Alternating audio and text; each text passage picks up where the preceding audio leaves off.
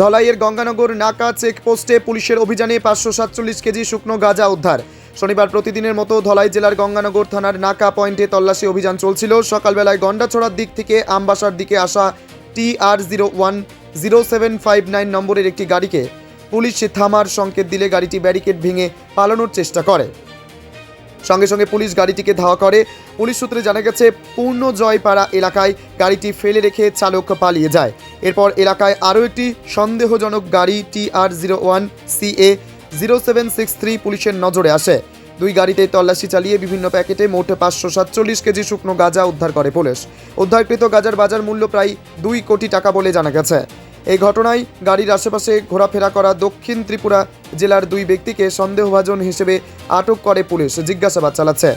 অভিযানের নেতৃত্ব দেন মহকুমা পুলিশ আধিকারিক নিরূপম দত্ত। উপস্থিত ছিলেন ওসি গৌতম দেব বর্মা, ইন্সপেক্টর বাবুল মহাজন সহ অন্যান্য পুলিশ আধিকারিকরা।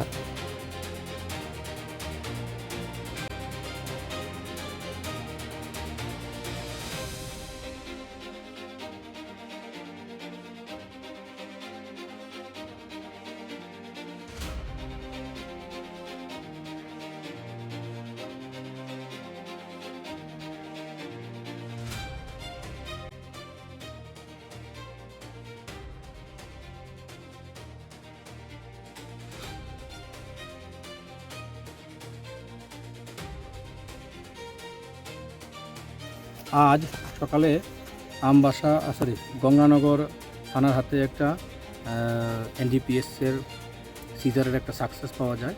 দুটো গাড়ি, টাটা হ্যারিয়ার এবং হুন্ডাই ভ্যানু, আমাদের গঙ্গানগর নাকা, এটা কন্ডাছড়া বা চাকমাঘাট থেকে আসছিল। আমাদের নাকা ক্রস করে চলে যায় সিগন্যাল না মেনে। তো অ্যাকর্ডিংলি আমাদের পুলিশের নাকাটা থাকা পুলিশ অফিসার কিছু ধাবা করে অনেক খোঁজাখুঁজির উপর পূর্ণজয়পাড়া একটা নির্জন জায়গাতে গাড়ি দুটো রেখে ড্রাইভাররা পালিয়ে চলে গেছে।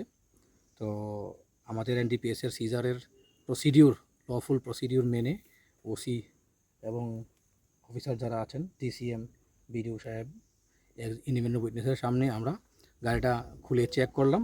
তখন চেক করার পরে এই আপনারা দেখতে পাচ্ছেন এতগুলো আমরা ড্রাই ক্যানাবিসের প্যাকেট হিসেবেই আমরা সন্দেহ করছি। এফএসএল টিমও আছে, চেক করছে। তো টোটাল 547 কেজি। মার্কেট ভ্যালু আনুমানিক অ্যাপ্রক্সিমেটলি 2 crore হবে।